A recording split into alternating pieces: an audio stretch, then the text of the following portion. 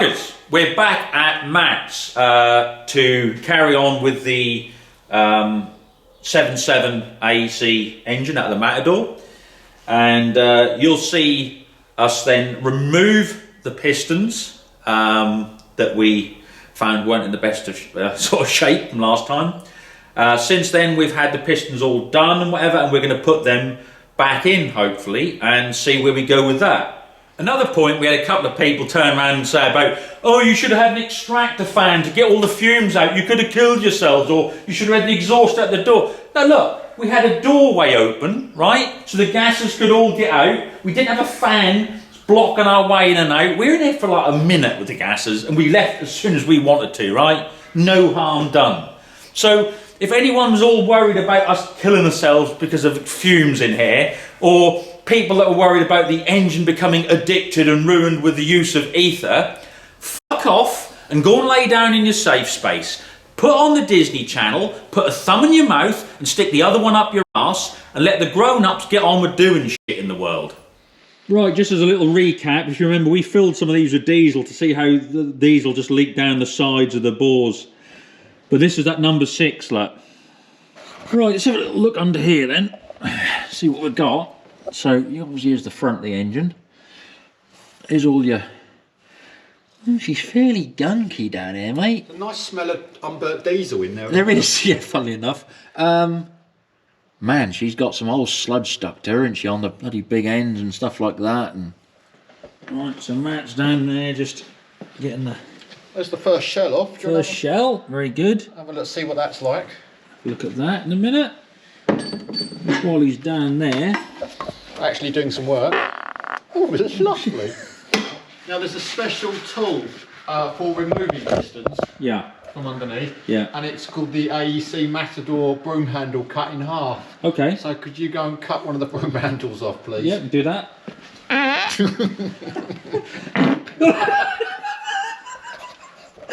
Now this is the one that... You farted? No, not this time. This is the one that had 220. That's it, yeah. We did the pressure test on that. You didn't make a pressure test. So, it's coming out quite easy. Now watch out, because this has got all diesel still in the top. Oh, okay, I'll get out of the way. You get out of the way? Have you got it? Yeah, I have, yeah. Well, that came out fairly easily. It did. Just, where's that little tin? What I'm going to do is just... tip the rings into the tin. And then you hear all the bits of ring going in there now. That's it, lovely. Yeah. Right, just so you know, we're on piston number 5 now. Most of you will see that there's no rings in this one because all the bits of the ring kept falling out as the piston came up. And these are what's left.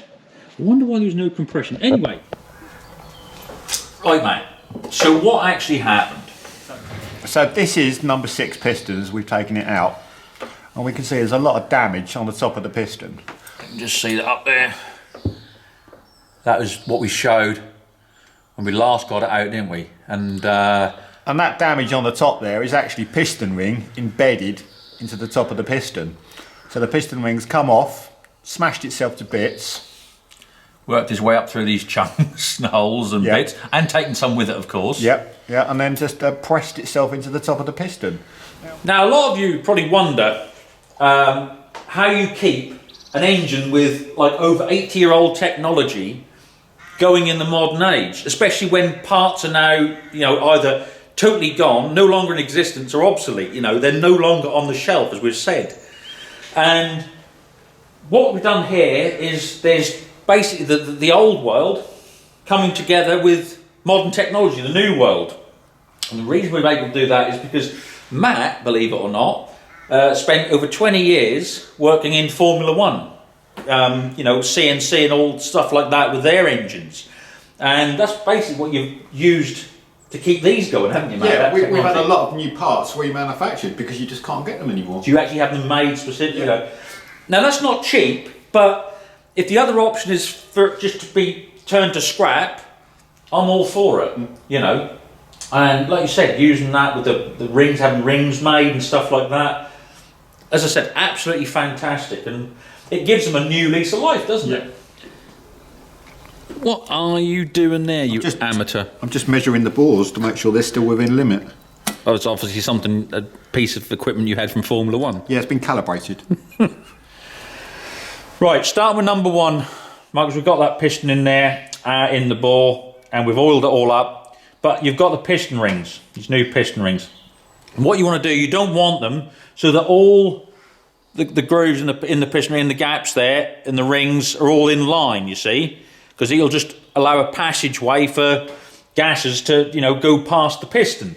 So what you do is you set one like that, and the next one you can set at 90 degrees, and then 90 degrees, and you know, like that if you want. Or if you've got multiple rings on some pistons, you can set them so that they're 90, then past one, just a little bit past. There's never a line. You can't put a line all the way down and the gases could, you know, pass by. And then what you do is you can compress the actual rings as they go in. You can gently tap the piston down with this here, compress that round, and that pulls all the rings in.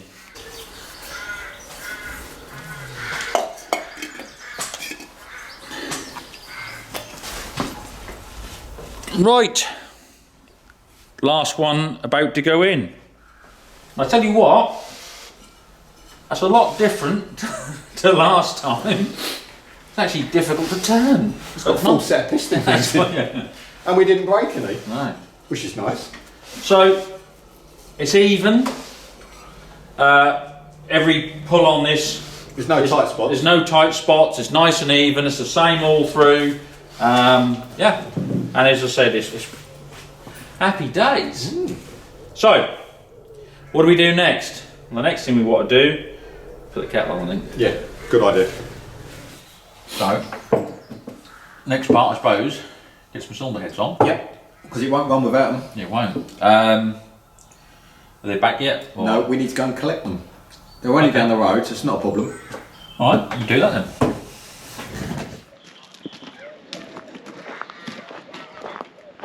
We're going to go in this. We're not going to walk, are we? No, we're going to the old shirt. Going to go old Sherpa. Not a shirt, it's an LDV. It's a Sherpa. LDV. Why can we go in that? We are not going in that. Why not? It's a video about Matadors. There's a Matador. Let's go in that. Come on. Really?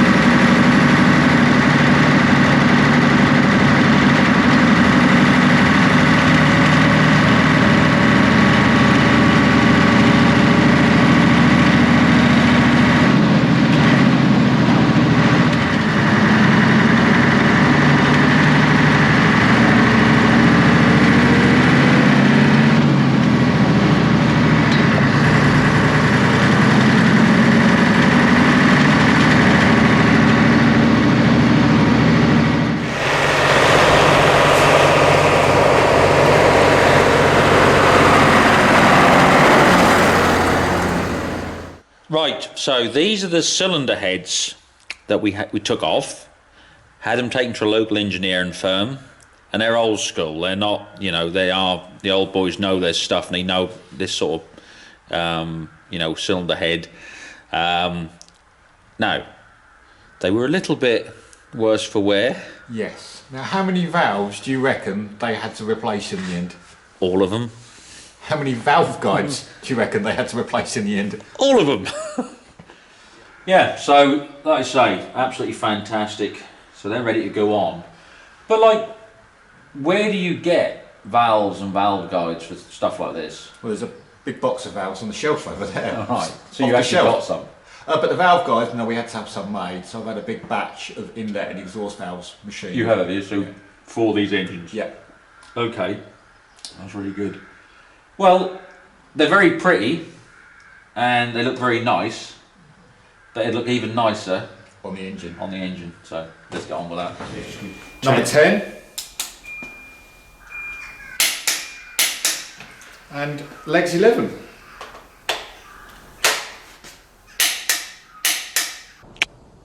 Bingo. Right, so we've got all the tops oiled up. We've got oil in the sump. Just put a start motor on. What we want to try and see now is if she turns over, we're going to try and prime everything up. There's no noises. Point is that if there are any issues, we're only so far, we can go back. We haven't got to go all the way back. Go on. It certainly makes a different noise. It does, doesn't it? Get it primed up a bit.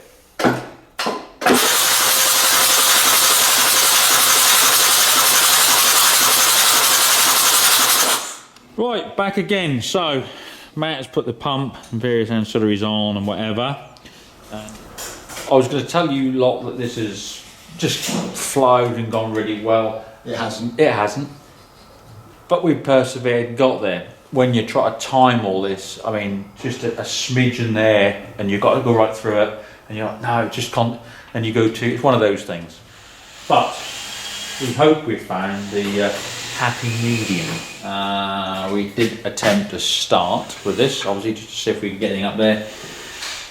I wouldn't actually describe that as a success, would you? No, it's not one of our finest It wasn't one of the finest moments.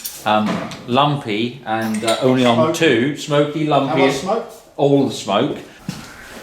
And only running on 2 cylinders was, I think, the actual result of that. However, that's when we know we need to adjust this, because you can now see that somebody else has had a real good go at this before and not succeeded. So we've had to put right all that they sort of bodged and put wrong. What the hell is this? Oh, I don't know.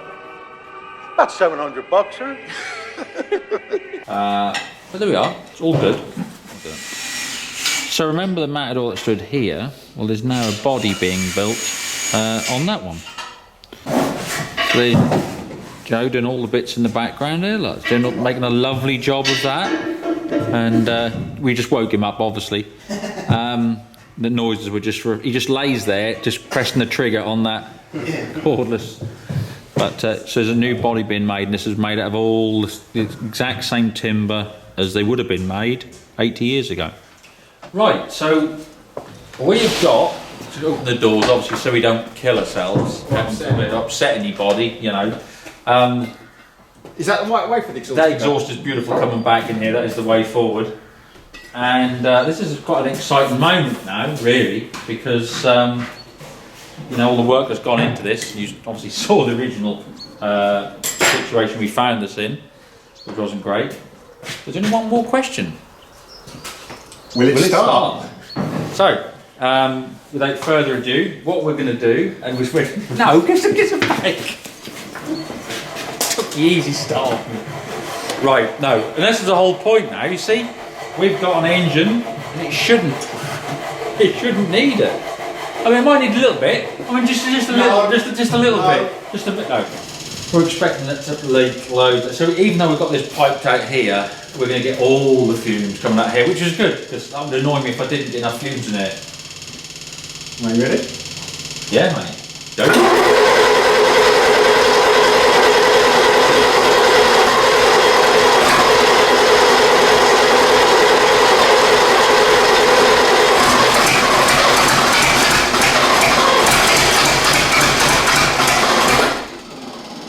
There's a couple of cylinders gone there. We'll process some more. Get it made up, so you've got to get some feed for it.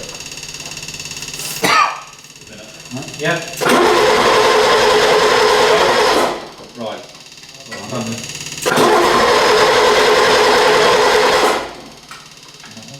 We've got a lot of smoke. A lot of smoke. There's obviously fuel. Right. No coals beat nothing.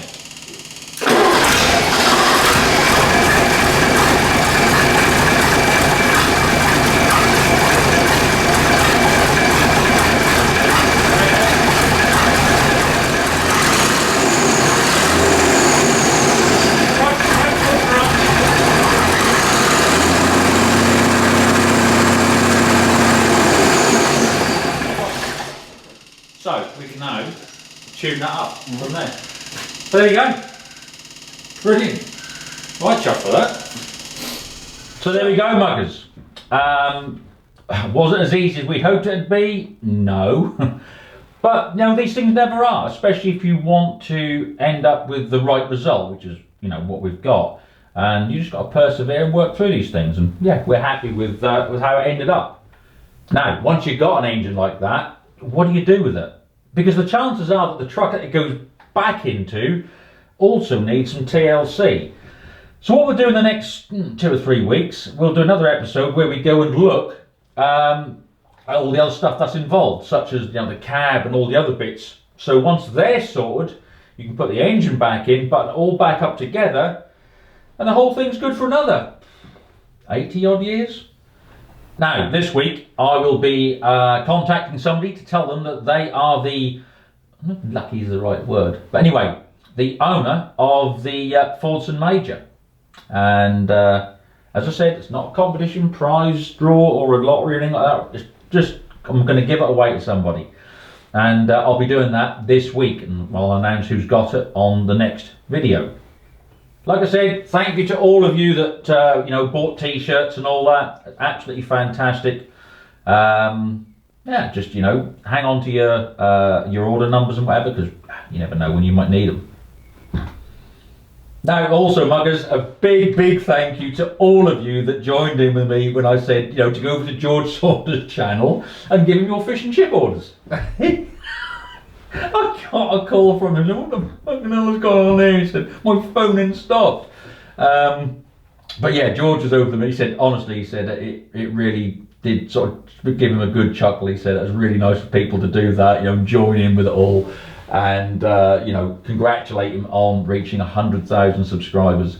But honestly, Muck, that's fantastic, and thank you to all of you who went over there and joined in, because that did give him a bit of a grin. So, Muckers, question time for this week. The question is, over to you lot. Now, a few of you have said that old Georgie boy, when he does his Saunders Shack episodes, where he's building his old Lego Technics Liebherr, answers questions that people have sent in from the week before. And they've said, would you do the same? So, yeah, why not? So what you want to do is put your questions in the squid pit below, in the old comment section, all right? And we'll have a look at the, you know, the most popular ones, or, you know, the sort of most interesting ones, and I'll get a few put together. And in the next video I do, whatever that'll be for next week, as we're doing whatever we're doing, I'll try and answer a few of them for you. Now, if you think you're going to be a real clever, funny fucker, the chances are you ain't clever and you ain't fucking funny. So don't waste your fucking time if you're going to ask, like, well, how much did you earn last year? Or what is it you actually do? Are you the farmer? Stop saying that, Withmill! Of course it's the fucking farmer! So, muggers, I've got to crack on now and go and work on another bit of kit, an old favourite, which will be in some upcoming videos. Is it that time again? So, muckers, until the next one, do well.